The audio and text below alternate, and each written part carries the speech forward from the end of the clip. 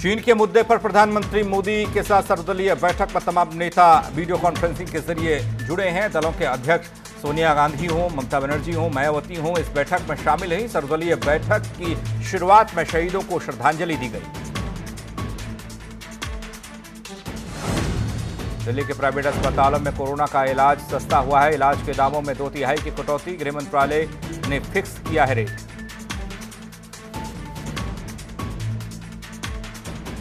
जम्मू कश्मीर में 2 जगह पर सुरक्षा बलों और आतंकियों के बीच मुठभेड़ हुई है। शोपियां अपमपुर में 24 घंटे में 8 आतंकी ढेर हुए।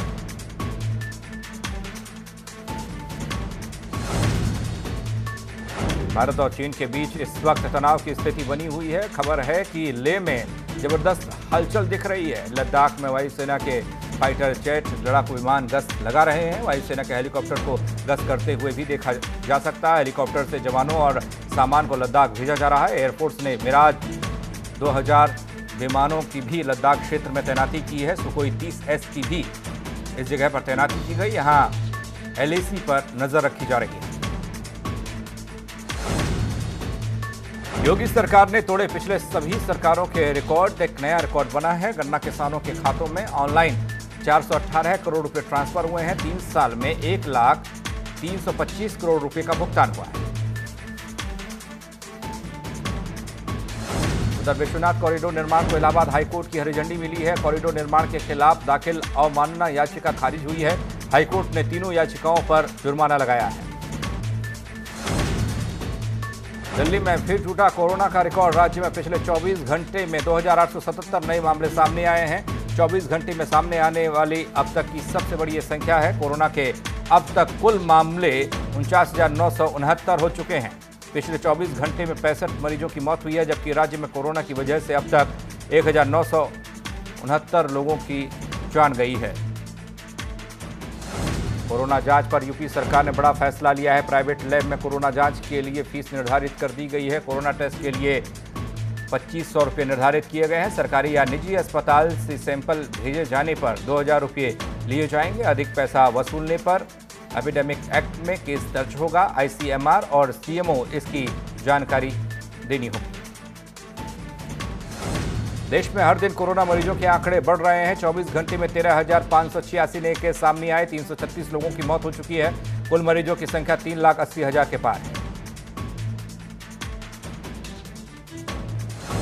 यूपी में कोरोना मरीजों की संख्या हर दिन बढ़ती हुई जा रही है। यूपी में 24 घंटे में 817 नए मामले दर्ज हुए हैं। कोरोना से अब तक 507 लोगों की मौत हो चुकी है। राज्य में 9,995 मरीज अब तक ठीक हुए हैं।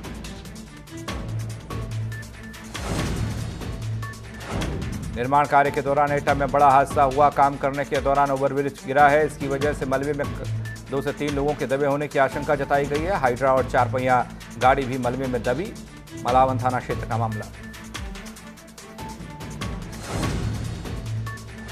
बागपत जनपद पुलिस टीम को बड़ी कामयाबी मिली है, जहां पुलिस ने बड़ी संख्या में शराब का जखीरा बरामद किया है। पुलिस की ओर से पकड़ी गई शराब की कीमत 7 लाख रुपए बताई जा रही है। दरअसल शहर कोतवाली पुलिस और SOG team Meerut Delhi bypass road पर चेकिंग कर रही थी और इस दौरान जब एक टाटा 407 नंबर की गाड़ी की तलाशी ली गई तो पुलिस दंग रह गई। गाड़ी से पुलिस ने 100 पेटी अवैध शराब पकड़ी है। साथ ही पुलिस ने एक तस्कर को भी गिरफ्तार किया है। संभल पुलिस ने दिन दहाड़े लूट की घटना को अंजाम दे रहे बदमाशों को दबोच लिया। दरअसल 15,000 का इनामी बदमाश दिन दहाड़े शादी में जा रहे युवक की बाइक उसने लूटी थी, जिसके बाद पुलिस को मिली सूचना। पुलिस ने युवक को गिरफ्तार किया। जालौन में आज एक 30 साल के युवक ने गांव के बाहर लगे पेड़ से फांसी लगाकर आत्महत्या की है। सूचना पर मौके पर पहुंची पुलिस ने शव को कब्जे में लिया, पोस्टमार्टम के लिए भेजा है। पूरे मामले की जांच पड़ताल पुलिस कर रही है। संभल में लॉकडाउन के दौरान शुरू हुई अवैध हथियारों की फैक्ट्री पर ऑपरेशन JCB के तहत बड़ी कार्रवाई की गई। 24 घंटे के अंदर 5 थाना क्षेत्रों में 131 अवैध हथियार बरामद हुए हैं। साथ ही 100 से ज्यादा अवैध कारतूस बरामद हुए हैं।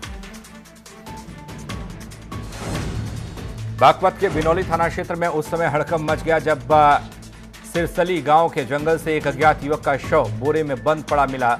सूचना पर पहुंची पुलिस ने मृतक के शव को कब्जे में लिया, पोस्टमार्टम के लिए भिजवाया। हालांकि अभी तक मृतक की शिनाख्त नहीं हो पाई है। मृतक के हाथ पर इंद्रजीत लिखा हुआ है। फिलहाल पुलिस मामला दर्ज कर पड़ताल कर रही है। जनपद में आपसी रंजिशों के चलते आए दिन हो रहे हमले, हत्यारों की वारदात थमने का नाम नहीं ले रही है। ताजा मामला बड़ौद कोतवाली क्षेत्र का है, लुहानी गांव का, जहां मेड़ के विवाद में गांव के दबंगों ने खेत पर काम कर रहे किसान को गोली मार दी और धारदार हथियार से हमला भी किया, जिसके चलते किसान गंभीर रूप से जख्मी हुआ। गंभीर हालत में किसान को अस्पताल में भर्ती किया गया। वहीं पुलिस मामले की छानबीन में जुटी है। खबर बागपत से है। गलवान में शहीद हुए भारतीय सेना के जाबाजों को श्रद्धांजलि अर्पित करने के बाद विश्व हिंदू सेना अब चाइना के खिलाफ हुई है। विश्व हिंदू सेना ने रोष जताते हुए एक पोस्टर जारी किया है, जिसका उद्देश्य चाइना को आर्थिक रूप से कमजोर करने का है। वाराणसी शहर के बाजार में चस्पा किए गए पोस्टर में चेतावनी दी गई है कि चाइना आयातित सामान की बिक्री तत्काल बंद की जाए, वरना इसके गंभीर परिणाम भुगतने होंगे। इसके लिए 48 घंटे की मोहलत भी दी गई है। प्रवासी मजदूरों और कामगारों को काम की दिक्कत ना हो, इसके लिए बरेली के डीएम और सीडीओ ने मजदूरों और कामगारों को रोजगार देने के लिए शहरी आजीविका केंद्र पोर्टल लॉन्च किया है। इस पोर्टल के जरिए कोई भी बेरोजगार व्यक्ति इस पर जाकर अपना रजिस्ट्रेशन करवा सकेगा। इस पोर्टल के जरिए और स्किल्ड अनस्किल्ड दोनों तरह के लोगों को रोजगार का अवसर मिलेगा। कानपुर में पुलिस कर्मियों को कोरोना से बचाने के लिए जिले में नियुक्त नए एसएसपी ने निर्देश दिए हैं। थाना चौकी में पुलिस शिकायतकर्ताओं से कमरे में न करें मुलाकात, बाहर टेंट लगाकर संपर्क करें, शिकायत सुने। शहर में कई पुलिस अधिकारियों समेत 30 से ज्यादा पुलिसकर्मी हो चुके हैं कोरोना पॉजिटिव। सीतापुर में नेशनल हाईवे पर एक बैंक कर्मी पर बाइक सवार बदमाशों ने गोलियां दागकर रुपयों से भरा बैग लूट लिया और फरार हो गए। इस वारदात में बैंक कर्मी घायल हुआ है, जिसे उपचार के लिए सीएचसी में भर्ती कराया गया। घटना की सूचना मिलते ही पुलिस के आला अधिकारी भारी दलबल के साथ मौके पर पहुंचे, घटना की जानकारी जुटाई है। प्रयागराज में कुख्यात माफिया अतीक अहमद गैंग के एक सदस्य को गिरफ्तार किया गया है। गैंग का सदस्य 25,000 का इनामी था, जिसे यूपी की एसटीएफ और जनपद प्रयागराज की पुलिस ने गिरफ्तार किया। उत्तराखंड में बसों के किराए में बढ़ोतरी पर देहरादून सिटी बस यूनियन ने सरकार के फैसले का स्वागत किया है। यूनियन के अध्यक्ष का कहना है कि हम सरकार और परिवहन विभाग के फैसले का स्वागत करते हैं। सरकार ने मोटर मालिक और परिचालकों की पीड़ा को समझते हुए किराया बढ़ाकर राहत पहुंचाई है। उधर विपक्ष ने सरकार के फैसले पर सवाल खड़े करना शुरू किया है। कांग्रेस प्रदेश अध्यक्ष प्रीतम सिंह ने कहा कि ऐसे वक्त में सरकार को राहत देनी चाहिए, लेकिन सरकार ऊपर से बोझ बढ़ा रही है। उत्तराखंड में राज्य सरकार द्वारा बसों का किराया दोगुना किए जाने के फैसले के खिलाफ कांग्रेस ने विरोध प्रदर्शन शुरू किया है। हल्द्वानी में कांग्रेस कार्यकर्ताओं ने बुद्ध पार्क में सरकार के खिलाफ जमकर नारेबाजी की, पुतला दहन किया, साथ ही बसों का बढ़ा हुआ किराया तत्काल वापस लेने की मांग की। कांग्रेस का कहना है कि कोरोना महामारी के चलते आम जनता पहले से परेशान है, लोगों की आर्थिक स्थिति बेहद खराब है, बावजूद सरकार ने राहत देने की बजाय उल्टा गरीब जनता के लिए किराया महंगा कर दिया। ऊधम सिंह नगर जिले के पंतनगर के शिव विद्यालय में बनाए गए क्वारंटीन सेंटर में एक युवती से छेड़खानी की खबर सामने आई। पीड़ित युवती का कहना है कि वो दिल्ली से 16 जून को ऊधम सिंह नगर लौटी थी, जिसके बाद उसे क्वारंटीन किया गया था, जहां एक युवक ने उससे छेड़छाड़ की। फिलहाल युवती की तहरीर पर पुलिस ने केस दर्ज किया है और मामले की छानबीन में जुटी है। उत्तराखंड में कोरोना संक्रमण का खतरा लगातार बढ़ता जा रहा है। वहीं इसका सबसे बड़ा कारण कोरोना से प्रभावित इलाकों से आने वाले सब्जी विक्रेता माने जा रहे हैं। वहीं मामले को देखते हुए कृषि मंत्री ने कहा कि यह बेहद जरूरी है कि सब्जियां वहीं से मंगवाई जाएं जहां कोरोना के ज्यादा मामले नहीं हैं। चीनी झड़प में 20 जवानों के शहीद हो जाने के बाद लोगों का चीन के खिलाफ गुस्सा बढ़ता ही जा रहा है। ऐसे में रुड़की में रह रहे पूर्व सैनिकों ने भी सरकार से चीन को जवाब देने की अपील की है। चीन के खिलाफ पूर्व सैनिकों में भारी गुस्सा दिखाई दिया। पूर्व सैनिकों ने चीन के राष्ट्रपति का पुतला दहन किया और नाराजगी जताई। चंपावत में कई जगह पर चीनी सेना की कायरतापूर्ण कार्रवाई के विरोध में चीनी सरकार का पुतला दहन किया गया। साथ ही शहीद हुए जवानों के प्रति संवेदना व्यक्त की गई। बाराकोट में लड़ीधुरा शैक्षिक एवं सांस्कृतिक मंच ने हाथों में मोमबत्ती और दीपक जलाकर शहीदों को श्रद्धांजलि दी। साथ ही उन्होंने आह्वान किया कि चीनी सामान का बहिष्कार हो। गोंडा में चलते ट्रक में भीषण आग लग गई। ट्रक चालक ने कूदकर अपनी जान बचाई। अयोध्या से गोंडा ट्रक जा रहा था, इस दौरान ट्रक में आग लगी। राहगीरों ने पुलिस को सूचना दी। नवाबगंज थाना क्षेत्र की यह घटना है। कानपुर में कालिया नाम के एक बंदर को चिड़ियाघर प्रशासन ने आजीवन कारावास की सजा दी है। ऐसे में अब कालिया को अपनी पूरी जिंदगी कैद खाने यानी कि पिंजड़े में बितानी होगी। दरअसल कालिया को यह सजा इसलिए मिली है क्योंकि वो किसी को काटने या झपटने का स्वभाव नहीं बदल रहा था। चिड़ियाघर प्रशासन का कहना है कि अगर इसे खुले में छोड़ दिया जाएगा तो ये महिलाओं और बच्चों को काटने लगेगा, इसलिए इसे अब पूरी जिंदगी पिंजड़े में बितानी होगी।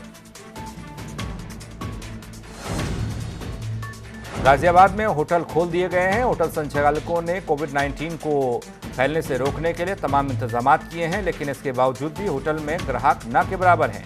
होटल संचालक के अनुसार होटल व्यवसाय कोरोना के कहर से जूझ रहा है। इन दिनों होटल व्यवसाय केवल 5% चल रहा है। बुलंदशहर में क्वारंटीन सेंटर के बदहाली की तस्वीरें सामने आई। क्वारंटीन सेंटर में लोगों को समय पर खाना पानी नहीं दिया जा रहा है। वीडियो वायरल होने पर क्वारंटीन सेंटर पहुंचे डीएम, खाना बांटने वाली एजेंसी का कॉन्ट्रैक्ट रद्द किया।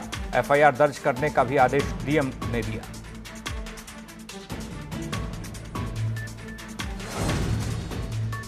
उन्नाव में लखनऊ आगरा एक्सप्रेसवे पर फिर बड़ा हादसा हुआ है। तेज रफ्तार कार ट्रक के पीछे जा टकराई। बताया जा रहा है कि चालक को झपकी आने से यह हादसा हुआ। मौके पर पहुंची पुलिस ने शव को कब्जे में लिया, पोस्टमार्टम के लिए भेजा। हमीरपुर में दो ट्रक के बीच जबरदस्त टक्कर हुई है। दोनों ट्रक का क्षतिग्रस्त हुए हैं। एक ड्राइवर गंभीर रूप से घायल है। घायल को जिला अस्पताल में भर्ती किया गया।